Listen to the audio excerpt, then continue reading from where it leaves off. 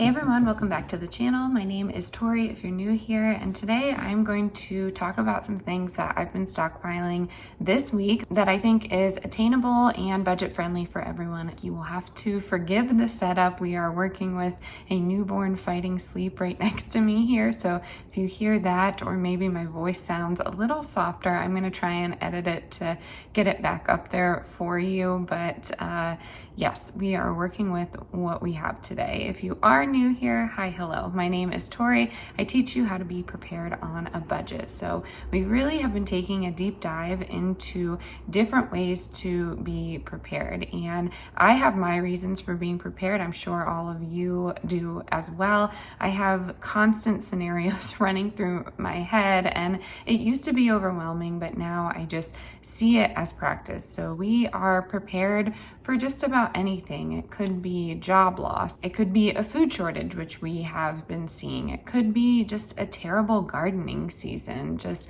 all of these elements that may affect us. We just want to try and be prepared for. So I wouldn't really put us in the doomsday category, but there's no problem if you are part of that category. At least you are prepared. I started preparing well before I had my family, but really started taking it a bit more seriously when I started having kids. We have 3 now, and it's just important for me to teach them the fundamentals of being prepared, and there's no right way to do it, in my opinion. We just kind of go for it and we prepare what we use the most of, and then sometimes we prepare for things that may be a shortage in the future. So this week we stocked up on about 4 or 5 things that happened to be on sale. So we went to different stores. We didn't do it all in one day, and I will tell you why we got it. And I feel like everybody could stock up on these items in their area at a discounted price. So the first thing on the list is vinegar, and I like to clean with vinegar, but my main use for vinegar is to create acidity when I'm canning different products. And I know a lot of you like to can. I talk about water bath canning all the time to preserve our harvest, but honestly, a lot of Kroger deals recently have led produce into the discount section. So I've been buying up all the produce I can at Kroger and just canning it up whenever I can. So I just did some pineapple, I have some tomato sauce, I did some salsa, I've done just a bunch of different things. And I've made a promise to myself I will only do it if it's at an organic variety. There's a lot going on in the organic world and what they're spraying on the crops. I don't know if any of you have any information on that, but I'm sure we've all been following the APEEL, I believe is the acronym, APEEL, and it's a different type of coating, different type of pesticide coating. They're creating like a second skin for the produce to make it last longer. And while that is marketed and sounds phenomenal, when things sound like that, I look into it. I don't necessarily trust the powers that be. I don't think that comes as a shock to any of you. But if you are new here, I would not call myself a conspiracy theorist because it's true. A lot of what's going on in the world is true. I think it's just been easier to get that information because there's a lot of us like myself out there that just dive deeper, and I think that's super important right now, not to trust one source, just dive deeper. And if it doesn't sit well with you, then dive deeper, trust your gut. So like I was saying, I am only doing an organic variety, and I don't feel like that's uppity or snooty. I've gotten that comment before. I'm sorry if you feel that's snooty. Okay, I have a guest little person here with me. I am trying not to rock, but if you're a mom, that's the instinct when you're holding a newborn. So what I was saying is a lot of people may think like organic vegetables are snooty, it's too expensive, and I will say we are not in the best shape financially to be buying all organic produce. So it's not something that happens all the time. I just try my best to do it, and especially when I'm looking into processed foods, highly processed foods, I try and buy organic because that's better than nothing. So right now, like the only processed foods we buy are Nutri-Grain bars for the kids because they really enjoy them. I've tried my own and they just don't like them. So it's a quick snack. I get the organic variety. There's no like crazy seed oils in it and there's no dyes. So to me, it's okay. It still has natural flavors, but I don't know why I'm justifying breakfast bars to you. I'm just giving you an example. So yes, back to it. Vinegar is something we stocked up on, and we got 2 big ones of those from Walmart because that is where I find them the cheapest. So vinegar, again, you can use for cleaning, you can use for canning. What is your favorite use for vinegar? Let me know. You could even do fridge pickles or chow chow. If you're from Pennsylvania, it's just like pickled vegetables essentially. So that was number 1 on the list. And number 2 was liquor. And we bought 2 types of liquor. I bought 100 proof vodka because, you know, I'm not pregnant anymore, so I can get crazy every night. I'm just kidding. If you're new here, I use 100 proof vodka, a good quality 100 proof vodka, so I can make tinctures with some of my flowers and herbs. So I use it medicinally, and I will explain because I have to do it in every video. I am not taking shots of rose water with liquor in it. These are micro doses. They are very, very small amounts. There's more alcohol in orange juice, for instance, because of the natural fermentation process. So you really have to look into tinctures. It's very specific to the person consuming it. And right now, our roses are in a wild abundance. It is so beautiful. I will insert a picture right here, but sometimes it's just too hard to keep up with. I make rose water toner. I dry it for rose tea. I use it for tinctures mainly, and I like to have them around the house, but this bush is just creating so many beautiful buds, and I want to keep up with it because sometimes I make rose jelly to eat, and we will be canning some of that. I've made barbecue sauce out of the rose hips before. Again, there's just a lot that you can do.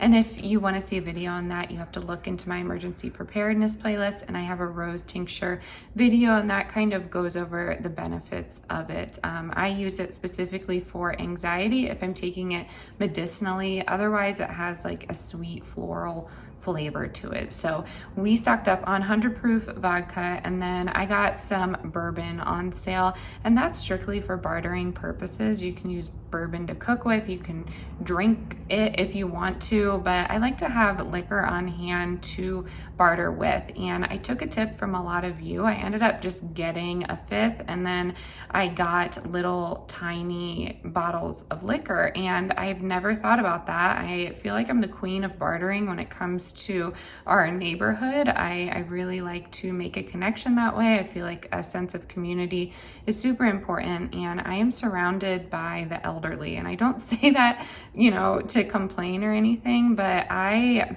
don't know, selfishly love to hear their stories, what this town used to be like, some of their tips and tricks for gardening, because they know the soil, they know the weather. So a lot of the time, I just like to go over there and make a connection and talk. I grew up next to an elderly woman and her son, and I just learned so much from them when I was a young girl. So I feel like it's important, and I feel like community is wonderful to teach to my family. So whenever I can, I head on over there. Now, with that being said, am I gonna bring little whiskeys to 80-plus-year-olds? No, probably if they asked for it, I would, but I do think little liquors like that are a great thing to have as a barter. And all that information came from you, so thank you so much for everybody that always puts their inputs into the video. It is really helpful, and I know a lot of us read the comments, so if you ever have anything to add to my conversation, definitely put that in the comments in a positive way, and maybe you could share your experience with that. So we got liquor, and like I said, we don't do that often, but I did see that the wine at King Soopers, which is Kroger, was 4 for $10. So that must be their like house wine that they have. And I've talked about red and white wine in the past. You can use white wine as a cleaner. You can cook with it. Obviously, you can cook with red wine, but it's great to have on hand. Maybe you just want something that's cheap to be prepared for a rainy day. I don't know. There's a lot that you can do with it though, so I don't want you to write off liquor and wine thinking it's this like terrible thing. Yes, it's not the best for you to consume all the time, but it has many different uses. And we talk about that on the channel a lot. I like to find items that have many uses. There are a few things in my pantry that have one use, but I find that it just is important to have because you again could barter with it and maybe someone else uses it in a way that you don't. So that's another thing on the list. Number 3 on the list, this is going to sound a little unique and I have never done it before, so I'm not too familiar with the process, but I'm gonna try and walk you through it. Let me know if any of you do this. I feel like it just became up and coming last year. That's when I read about it, but I went ahead to Hobby Lobby and picked up copper wire, and that was really hard to find because there's a lot of steel coated copper where they just paint it. But a little fun fact about me, in undergrad I studied studio art. A lot of you know that, but my specialty was printmaking, and my specialty within printmaking was intaglio etching. So I used copper plates and acid to etch into the copper plate. You would ink it up, send it through a press with a wet piece of strong paper, and that's where you would get your two-dimensional print. So I familiarized myself with copper. I know where to buy it. I know the cheapest place to buy it. I know what chemicals can take away pieces of copper. I know a lot about copper, oddly enough, and I find that a lot of my tips and tricks might be a little odd like that, but I don't know. I feel like we all have something to bring to the table. So here's what I can bring to the table. Precious metals, I know a lot about them. So copper, I can't use the sheets of copper that I have right now. If anything, my mom brought up a good point. I could sell them because they're worth a lot right now. My husband is in law enforcement and he sees a lot of crimes with copper involved in them. But that being said, copper wire, that was a little harder to find. It was $5.99 for 24 yards, which was not terrible. Sometimes Hobby Lobby has coupons. I'm sure you could find some at a jeweler. I mean, there's a lot of places where you can find them, but if you're talking about copper wire, it doesn't have to be this thick gauge. It can be on the thinner side, and what I'm doing with that is wrapping it around a dowel. In this instance, I'm just taking a stick that I find and I'm placing it next to the plant rows in my garden, and it is said to double the yield. I don't know if this is true. I've never tried it before. I think it has something to do with the electromagnetic field.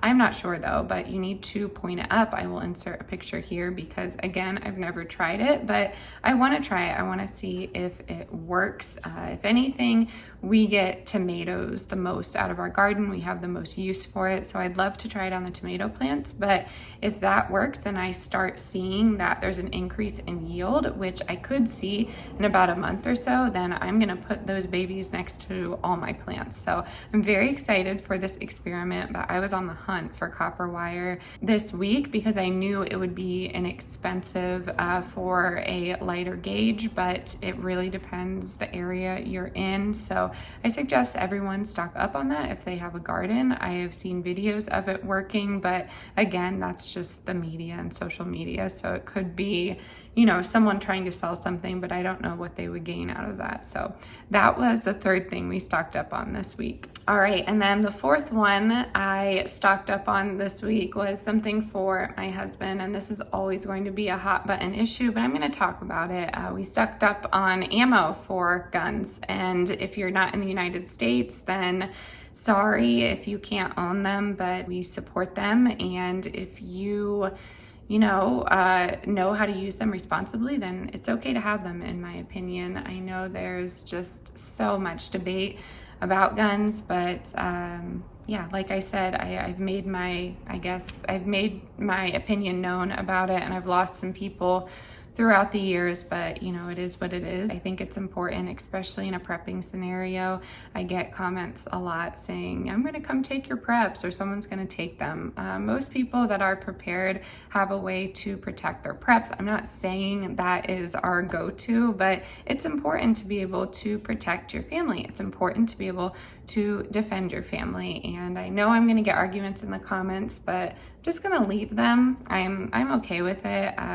I got some comments last time I talked about this about that it's evil that I would be able to harm somebody. And I will say I used to have that opinion. We haven't always had guns. I grew up around them because my family was a hunting family. I knew not to point them at people, and I knew how to safely handle them. And I think that's really important. If you are going to choose to have them around your kids, let them know that, you know, it is a tool and it's a very powerful tool. So I will say that, you know, I didn't always have this opinion that I have right now, but I can see where you're coming from. I wouldn't be able to harm someone, and it would be a very difficult decision to make. But I think having kids really changed my opinion on these. And I will say, if there's ever a threat to my family, I want to have a way to defend myself. And I don't think anyone should ever take that right away from somebody. If, you know, someone is coming at you with a gun, you should be able to defend yourself with a gun. And the sad reality is, even if you take them all away, there's still going to be the people that are using them in the wrong way. They're still going to have them. There's still going to be ways to get them. They're still going to be attainable. So it does sound harsh of me to say this, but you know, it's something that needs to be talked about. I feel like I have a relatively calm approach. So maybe someone in the crowd, I'm not trying to change your opinion, but trying to change you coming at people about this, because in reality, it is just a tool. And if you are mentally sound, I believe that you should be able to have them to defend yourself. But yeah. Anyways, we went to Shields because they had a sale, so we got some 9mm and some other ammos. And I'm not going to sit here and tell you I'm an expert on ammo. That's more of my husband's expertise. I still think you should start a YouTube on all of this, you know, tactical gear and things like that, because he's a whiz. He knows what he's talking about when it comes to that. But yeah, that's what we got. And again, I never did it. Whoa. I never said it in the comments back to a few people calling me evil. I'm not an evil person. I promise you that. I am just a mother trying to protect her children. And really that is where this preparedness comes from. So if you feel comfortable having a gun, that's perfectly fine. And if you don't want to have one, that's fine too. So that is all I'm going to say on the matter. But we did stock up on ammo. And if you are in the area, Shields is having a sale, but of course you could try Cabela's. I'm sure there are cheaper places, but I did want to touch on this one little subject. I always am up for a bargain or a budget-friendly way to do something. So I asked my husband, is there a way that someone could stock up on ammo, you know, without a sale? And we got to talking, and, you know, some of these conversations that we have take days because I'm constantly questioning things and he is more of a realist than I am. So then that makes him question things. So anyways, he was talking about packing your own ammo, and at Shields, which is just like a store here, it's like Cabela's 2.0. They have activities for kids. If you follow my vlog channel, there was footage of that in a vlog recently, but we go up there quite a bit because there's just so much to see. But anyways, we passed by packing your own ammo. They have tools to do that and everything. And I said, is that something that you would be into? And my husband, you know, loves making things. If you didn't know, he went to art school just like me, and he loves using his hands. So I think he would really enjoy it. But if anything, he was talking about hunting and how that would be more beneficial if we were active hunters, big game hunters specifically. So when it came to larger ammo, he thinks it would save money if you were packing your own. But when he goes to the range, there are people there that collect lead and they melt it down and, you know, create more ammo. So if you're, I guess, in the market and you want to save money on ammo, that might be a good thing to look into, just making your own or going to a range and collecting that lead. I found that was really interesting. I honestly think that would be something I would enjoy as well. Definitely something that I could do to work with my hands, but that was just a small little anecdote of what we were talking about today. And then I asked him to sit down and write some things down about what you could do to stock up for free. And we came up with 2 for you. So this is going to add to the list. We have 6 things to stock up on this week. And these 2 things are free. And maybe you already already have these two qualities in your arsenal, but they really are qualities. And the first one is a positive mental attitude, because if you don't have a sound mind and you are going through this preparedness journey, I really think that's something that you need to focus on. You know, my husband is in law enforcement, so he sees scenarios where you can fight, you can flight, or you can freeze. And a lot of the time people freeze. And I will say, you know, I can't confidently say what I would do in some of these scenarios, but I feel like you can try and work on, I guess, your anxiety levels. As a new mom, I have postpartum anxiety. I talk about it a lot on the other channel, and it's something that I need to work on. But breathing exercises are always a good place to start. I practice grounding when I'm getting a little bit of anxiety, and that's describing the room around you, describing the place around you. You could describe it by color, by size, whatever you want to do, but that really helps you. It kind of separates yourself from the moment, and you really just want to tell yourself to weight down and ground yourself, essentially. So I wanted to add that little thing. And then number 6 on the list, which is easier said than done right now, that is going to be physical fitness. I think everyone needs to focus on their health right now, especially, you know, food-wise, but when I talked to my husband, we were talking about physical fitness and how important that is. You don't have to be this ripped bodybuilder, but at least having some cardio or some sort of weightlifting regimen in your everyday might help you, because there are a lot of scenarios where physical fitness is important, and I'm definitely getting myself back to it. My daughter's 2 weeks old, so I'm not rushing back into it, but I had a huge focus on it before I became pregnant and really sick. I had hyperemesis with my pregnancies, so it's something to think about.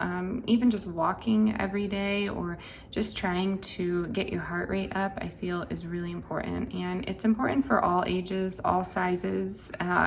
You know, you don't have to be, again, this bodybuilder or, you know, supermodel or anything like that. It's really not about the appearance. It's just about making yourself feel good. So having that physical and mental just wellness is super important. And it's not something that I've ever talked about. So I think my husband picked up on that, and he wanted to find some ways to stock up for free. Alrighty, and that is going to do it for today's video. I hope you enjoyed. I hope you didn't mind my little helper here. She is relatively quiet and chill when she is directly next to me, which I secretively love, but it does make filming videos a little tricky. So you may be seeing more of the back of her head in the future. If you want to see more of her every day, definitely head on over to the other channel. I post there every day that I don't post on here. So if you like that kind of, if you like that kind of thing, definitely subscribe to that channel. We are gonna head out. As always, stay adventurous, stay creative. I'll catch you on the next one.